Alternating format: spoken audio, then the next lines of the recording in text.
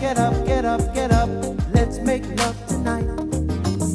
These words echo a legacy that Marvin Gaye, one of the most iconic singers of all time, left behind. But beneath his mesmerizing melodies lies a secret so profound, it stunned the world after his passing. What could Marvin Gaye have been hiding? How could a man whose music touched millions carry such a burden? Let's unravel the poignant story of a legend whose life was filled with both brilliance and heartbreak. Marvin once reflected, "As a child, I was always surrounded by music. It was like the air I breathed." His longing for those early days of simplicity stayed with him throughout his life. Born on April 2, 1939, in Washington, D.C., Marvin grew up in Fairfax Apartments, a rundown public housing project. The neighborhood, nicknamed Simple City, was a paradox, a blend of urban chaos and rural simplicity. Without running water or electricity, life was tough, but Marvin's resilience shone even in those conditions. His upbringing was deeply shaped by his parents, Marvin Gaye Sr., a stern and deeply religious minister, and Alberta Gaye, a nurturing domestic worker. Marvin Sr. enforced rigid rules about everything, from when his children could go out to what they wore. For the Gaye girls, makeup was forbidden and secular music was deemed unacceptable. Living under such restrictions, Marvin once described his father as a tyrant king ruling over the household. Yet amidst this harsh discipline, Alberta became Marvin's refuge, always supporting his dreams and encouraging his talent. The family's church, the House of God, was a peculiar mix of Christianity and Judaism, placing a strong emphasis on Old Testament teachings. Marvin began singing there at the age of 4, his father accompanying him on the piano. Despite the church's strict codes, music became Marvin's sanctuary, a place where he found joy and a glimpse of freedom. At just 11 years old, he performed Be My Love during a school play, stunning the audience with his golden voice. It was in that moment Marvin realized his dream, to turn his voice into a career that would inspire the world. Despite the struggles at home, music became Marvin's lifeline. In school, he joined the Glee Club and quickly became a standout star. His dedication to perfecting his craft was evident to everyone around him. A mentor later recalled Marvin approaching him with earnest admiration, expressing his deep love for music and eagerness to join his group. These early experiences would pave the way for Marvin to step into the spotlight, where his talent would eventually transcend the hardships of his youth. Through these trials, Marvin Gaye's story reminds us of the transformative power of music, resilience, and a relentless pursuit of one's dreams. Marvin Gaye's extraordinary talent wasn't merely a gift, it was his sanctuary, a refuge from the relentless storms of his turbulent life. From an early age, Marvin's father, Marvin Gaye Sr., showcased him at preaching events where his singing captivated congregations. As Marvin Jr.'s voice began to steal the spotlight from his father's sermons, envy quietly crept in. This tension planted seeds of jealousy that would grow to cast a long shadow over their father-son relationship. As Marvin matured and entered the world of music, he was determined to break free from his father's oppressive control. By the 1960s, Marvin's hits with Motown didn't just catapult him to stardom, they gave him a sense of autonomy he had long craved. But even as he climbed the charts and became a household name, the haunting echoes of his upbringing and the emotional scars left by his father lingered. Marvin didn't start his career as the suave and soulful icon he's remembered as today. His journey began humbly, behind a drum kit, laying rhythms for others. But his first breakthrough, Stubborn Kind of Fellow, unveiled his potential as a leading voice. It wasn't long before Marvin soared to prominence, collaborating with legends like Diana Ross and redefining himself as one of Motown's brightest stars. By the early 1970s, he wasn't just a performer. He was becoming a transformative force, experimenting with producing, songwriting, and mastering instruments. Despite his success, Marvin's personal life was steeped in turmoil. His first marriage to Anna Gordy, sister of Motown founder Berry Gordy, was unconventional, to say the least. Anna, significantly older than Marvin, faced challenges conceiving, leading the couple to adopt Marvin III. However, the adoption concealed a startling truth. Marvin III's biological mother was Denise Gordy, Anna's niece, who was only 16 at the time of the birth. Later, it was revealed that Marvin himself was the child's biological father. This revelation, chronicled in Michael Eric Dyson's book, Mercy, Mercy Me, caused waves of controversy. Marvin kept the secret for years, likely fearing the legal and social fallout that such a revelation could unleash. Though he never publicly acknowledged this truth, the scandal remained an open secret within the industry. Even amid these personal complications, Marvin and Anna's marriage endured for over a decade, marked by both passion and strife. Marvin admitted to Rolling Stone's David Ritz that their relationship was fueled by intense love, but hampered by his rebellious nature. "I couldn't be controlled," he reflected, describing himself as a free spirit who resisted all forms of domination. Their eventual divorce in 1975 devastated Marvin financially, with burdensome alimony payments and unpaid taxes driving him to bankruptcy. To settle his debts, Marvin agreed to divert royalties from his next album to Anna, a bitter arrangement that intertwined his art with his personal struggles.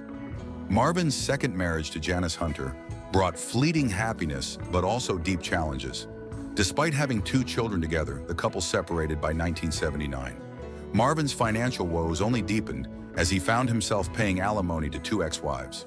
These personal and financial struggles fed into his creative process, but they also drained his emotional reserves. During this time, Marvin poured his pain into the album, Here My Dear, a raw and confessional work inspired by his tumultuous divorce. The record was both a catharsis and a financial necessity, but it came at the cost of exposing Marvin's private anguish. Amid this chaos, Marvin grappled with the lingering grief of losing Tammy Terrell, his duet partner and close friend, to brain cancer in 1970. Their collaborations had produced timeless hits like Ain't No Mountain High Enough, but Tammy's untimely death at just 24 left Marvin deeply scarred. He carried a sense of guilt, feeling as though his partnerships were cursed. Several of his duet partners had left Motown or faced hardships after working with him. By the time Marvin began crafting his seminal album, What's Going On, he was a man at war with himself. Isolated and burdened by the weight of his experiences, he turned to drugs for solace. Friends like NFL star Mel Farr described Marvin's increasing withdrawal from the world as he retreated to his home to grieve, write, and grapple with his inner turmoil. Marvin confessed to feeling utterly lost during this time, telling Rolling Stone he was disillusioned with life and haunted by news of social and political unrest. Marvin's battle with addiction grew darker as the years passed. By the 1970s, his experimentation with cocaine had spiraled into a full-blown dependency. Those close to him recalled his peculiar habits, alternating between reading scripture and indulging in drugs, a jarring juxtaposition that underscored his inner conflict. By the early 1980s, Marvin's substance use had expanded to include PCP, a drug notorious for its hallucinogenic and mind-altering effects. This lifestyle took a severe toll on his mental and physical health, culminating in 2 suicide attempts in 1983. Through it all, Marvin's genius shone through in his music, but his personal life remained a storm of heartbreak and struggle. Marvin Gaye's extraordinary talent wasn't just a gift, it was his lifeline. Music became the refuge where he found meaning and solace amidst a world that seemed unrelenting in its challenges. For Marvin, singing was more than an art. It was a way to cope, to express, and to survive. His father, Marvin Gaye Sr., a strict Pentecostal preacher, often brought young Marvin along to his preaching engagements, showcasing his son's angelic voice to the congregation. Audiences adored the young boy's talent, but that adoration planted a seed of jealousy in his father. This simmering envy, coupled with the family's tumultuous dynamics, would cast a shadow over Marvin's life, shaping the man and the legend he became. As Marvin's music career began to soar, he faced enormous challenges that threatened to derail his success. Financial troubles loomed large over him. The IRS was relentless, demanding over $1 million in unpaid taxes, while the state of California sought $600,000. On top of this, Marvin owed more than $300,000 in alimony to his ex-wives. These mounting debts became a suffocating burden, pushing him to make drastic decisions. Seeking a reprieve, Marvin fled the U.S., hoping that a change of scenery might offer a fresh start. Initially, Marvin moved to London, envisioning a new chapter away from the relentless pressures of fame and debt. But London's allure soon turned into a trap. The city's nightlife and temptations pulled him deeper into a destructive cycle of partying and substance abuse. Realizing London wasn't the escape he needed, Marvin made another bold move, this time to Belgium. It was there, in the quiet and unassuming town of Ostend, that Marvin began to rebuild. A local businessman, Freddie Coussert, took him under his wing, offering friendship and guidance. Freddie encouraged Marvin to refocus on what he did best: music. Under Freddie's mentorship, Marvin recorded one of the most iconic songs of his career, "Sexual Healing," in 1983. The track became an instant hit, climbing charts worldwide and reintroducing Marvin as the musical genius he had always been. Yet even as the world celebrated his return, Marvin remained haunted by his financial troubles and personal demons. His debts loomed like an ever-present storm cloud, and his inner turmoil refused to let him find peace. Marvin's struggles extended beyond his finances. His professional relationship with Motown Records was crumbling. A pivotal moment came when Motown released his album In Our Lifetime without his approval. Not only did they alter the production, but they also changed the album's title, removing a crucial question mark. To Marvin, the question mark symbolized the very essence of the project. Is the world coming to an end in our lifetime? Motown's decision to release the album without consulting him felt like a betrayal, leaving Marvin enraged and disillusioned. In 1983, desperate to resolve his financial woes, Marvin embarked on the Sexual Healing Tour. On stage, he was mesmerizing, a charismatic star in a dazzling red military-style outfit adorned with gold buttons, now preserved in the Motown Museum. But behind the scenes, Marvin was unraveling. Paranoia gripped him. He believed people were out to harm him. He hired bodyguards, not for show, but out of genuine fear for his safety. Even small acts like drinking water on stage became sources of anxiety. Marvin insisted that his sister bring him water during performances, convinced someone might poison him. This constant fear, coupled with the relentless demands of touring, began to take a severe toll. Marvin's mental and physical health deteriorated rapidly. During a performance in Florida, he collapsed from exhaustion and was hospitalized. Unable to continue, he canceled the remaining tour dates and returned to his family home in Los Angeles. However, this retreat to familiar surroundings did not bring the solace he hoped for. Instead, it reignited the long-standing tensions with his father, Marvin Gaye Sr., and brought unresolved family issues back to the forefront. Marvin's relationship with his father had always been strained, marked by years of strict rules and harsh punishments. Marvin Gaye Sr. wasn't just a strict disciplinarian. He was a deeply complex man grappling with his own demons. Marvin's sister, Zola, later revealed that their father secretly wore women's clothing and struggled with alcoholism. These revelations added layers of complexity to an already fraught relationship. For Marvin, the pain of his childhood, shaped by his father's domineering presence, was a wound that never fully healed.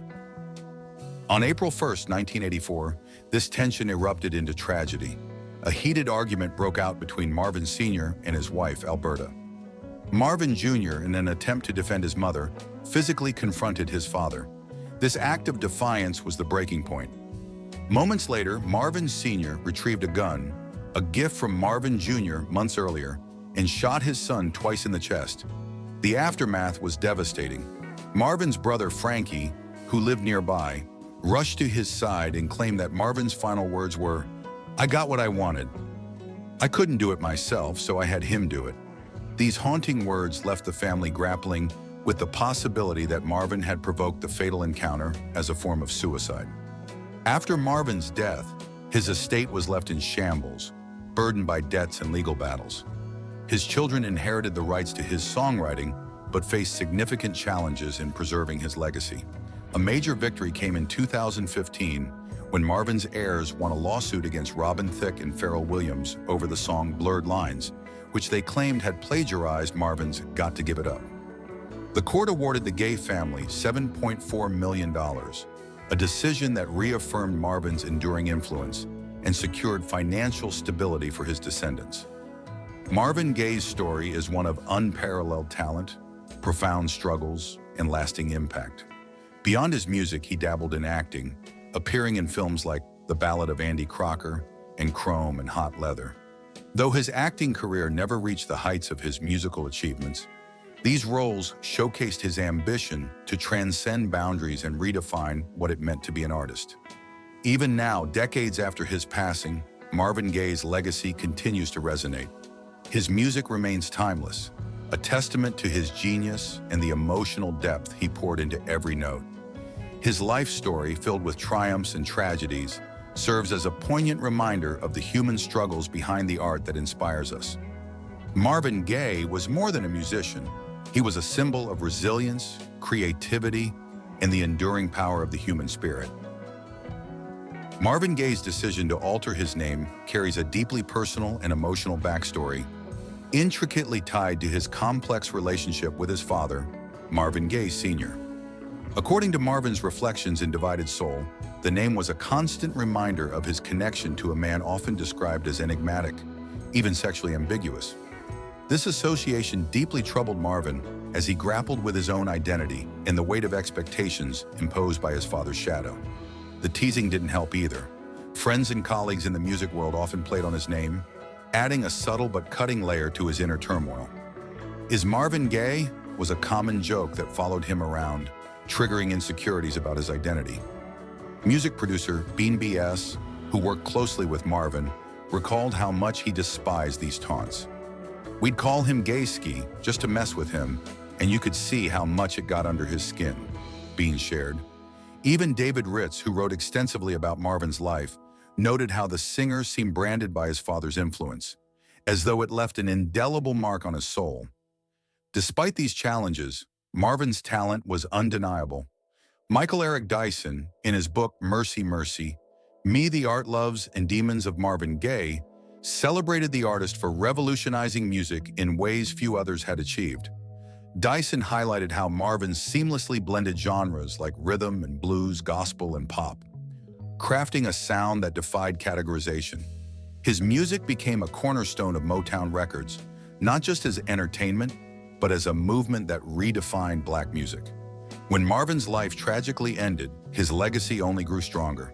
The New York Times hailed him as a transformative figure who melded soul with the emotional depth of gospel and the sophistication of jazz.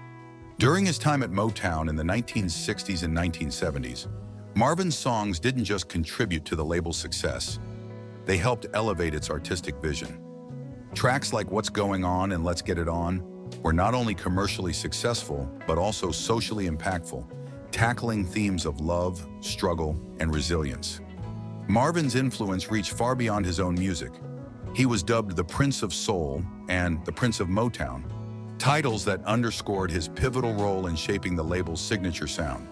His willingness to challenge the status quo allowed other Motown legends, like Stevie Wonder, to break free from rigid production constraints and explore their own creative freedom. Marvin's style also laid the groundwork for future R&B genres like Quiet Storm and Neo Soul, inspiring countless artists such as Barry White and Erykah Badu. Even in Hollywood, Marvin's presence was felt. His iconic 1970s fashion inspired Eddie Murphy's portrayal in Dreamgirls, cementing his influence across mediums. Today, his name is immortalized not only in music, but also in pop culture. Artists reference him in their songs, filmmakers nod to his legacy, and his sound continues to resonate in new generations of music lovers. Marvin Gaye wasn't just a musician. He was a trailblazer whose artistic courage opened doors for others to follow. His music remains timeless, and his story, layered with complexity and resilience, serves as a reminder of the transformative power of art. Even decades after his passing, Marvin Gaye's legacy stands tall, his voice echoing in the hearts of those who continue to find solace and inspiration in his songs.